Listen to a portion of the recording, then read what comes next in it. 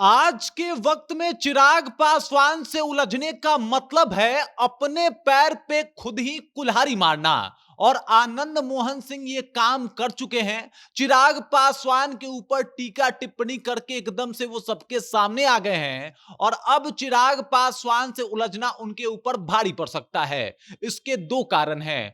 पहला कारण यह है कि एनडीए में उनका इतना ज्यादा पावर और रुतबा है कि भाई इसका कोई हिसाब नहीं है। और बिहार में अगर आप समझ जाइए कि एनडीए का सबसे बड़ा नेता अगर कोई नीतीश कुमार के बाद है तो वो चिराग पासवान है। और दूसरा ये कि चिराग पासवान को बदला लेने आता है। बदला मतलब आप पशुपति पारस को याद कर लीजिए। चिराग पासवान ने बदला लिया और आज उनकी स्थिति क्या है। मतलब आप समझ जाइए कि अगर आप एनडीए के नेता हैं और चिराग पासवान से बैर मोल ले रहे हैं तो ये वही हो गया कि पानी में रह के मगरमच्छ से बैर मोलना। और ऐसी ही कुछ स्थिति अभी दिखाई दे रही है। आनंद मोहन सिंह के लगातार हमलावर होने के बाद कुछ एनडीए में ऐसा ही माहौल भी है। क्या है पूरी खबर, किस तरीके से उनको भारी नुकसान पहुंच सकता है, यानी आनंद मोहन सिंह परेशान हो सकते हैं, सब कुछ आपको विस्तार पूर्वक समझाएंगे हम। लेकिन उससे पहले मेरा परिचय जान लीजिए। मेरा नाम है रजत और आप जनता जंक्शन देख रहे हैं। मैंने एक उदाहरण दिया था कि पानी में रह के मगरमच्छ से बैर और एनडीए में रह के चिराग पासवान से बैर, ये दोनों बात ठीक नहीं है। ये बात आनंद मोहन सिंह को अभी बेशक समझना पड़ेगा। ये वो चिराग पासवान नहीं है जो 2021 में हुआ करते थे।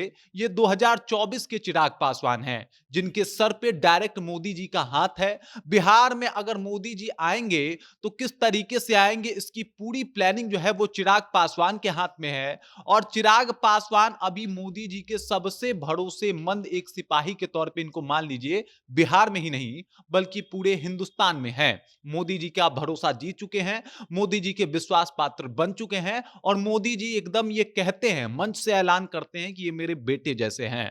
अब आप इस वजह से आप इनके राजनीतिक हैसियत का अंदाजा लगा सकते हैं। उधर आनंद मोहन सिंह की बात की जाए तो काफी वक्त उन्होंने जेल में बिताया। जेल से बाहर आए हैं मतलब बिहार की राजनीति से काफी दिनों तक दूर रहे।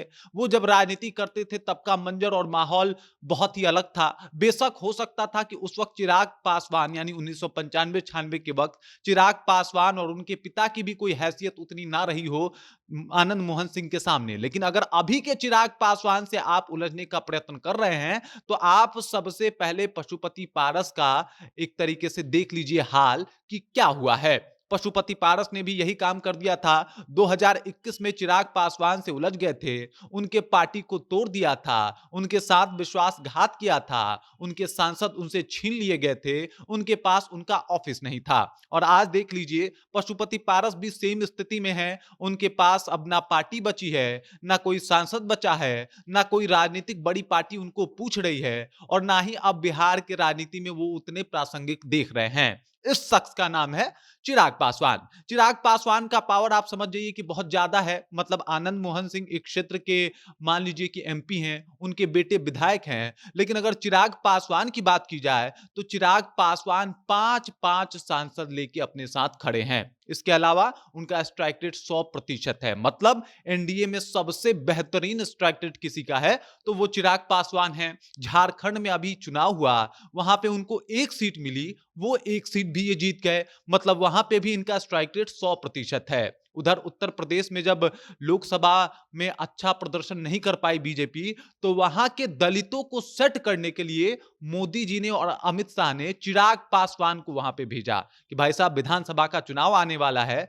और इससे पहले दलित को सेट करना है तो चिराग पासवान का वहां होना जरूरी है। और इस वजह से जो चिराग पासवान का पावर और पकड़ है एनडीए पे, वो अभी अगर देखा जाए तो किसी का भी नहीं है। ये काम मतलब आप समझ जाइए कि बीजेपी जो है वो नीतीश कुमार को भी नहीं सौंप सकती। मतलब नीतीश कुमार के ऊपर चिराग पासवान जितना भरोसा आज भी नहीं जता सकती। और ये वजह है कि चिराग पासवान भाजपा के पसंदीदा नेता में से हैं। अब आप इस बात को इस तरीके से भी समझ जाइए कि आनंद मोहन सिंह मतलब लवली आनंद जो उनकी पत्नी है वो एक सांसद हैं। जबकि अगर चिराग पासवान की बात की जाए तो चिराग पासवान पूरा का पूरा एक पार्टी है और वो ऐसी पार्टी जिसके ऊपर विश्व की सबसे बड़ी पार्टी का हाथ है जो उसको सीधा और स्पष्ट तौर पे सपोर्ट करते हुए दिखाई देती है।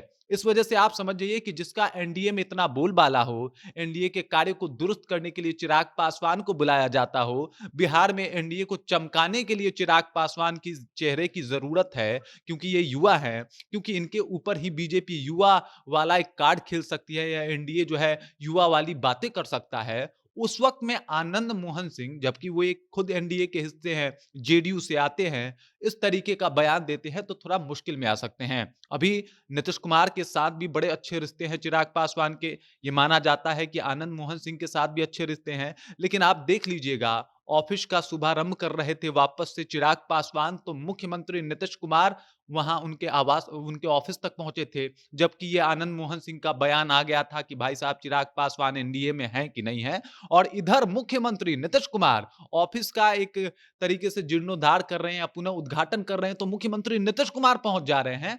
तो इससे आप समझिए कि चिराग पासवान का कद क्या है। और अगर अभी चिराग पासवान इस फॉर्म में है, तो इस फॉर्म में रहने की वजह से इनसे उलझना एक नासमझी कही जाएगी, एक भूल कही जाएगी आनंद मोहन सिंह की। क्योंकि अभी चिराग पासवान जिस फॉर्म में चल रहे हैं और जिस तरीके से प्रधानमंत्री और मुख्यमंत्री एकदम से उनके साथ हैं, उनके छत्रछाया में चिराग पासवान हैं, तो उस वक्त चिराग पासवान का पावर बिहार में अगर देखा जाए एनडीए में तो सबसे ज्यादा दिखाई देता है।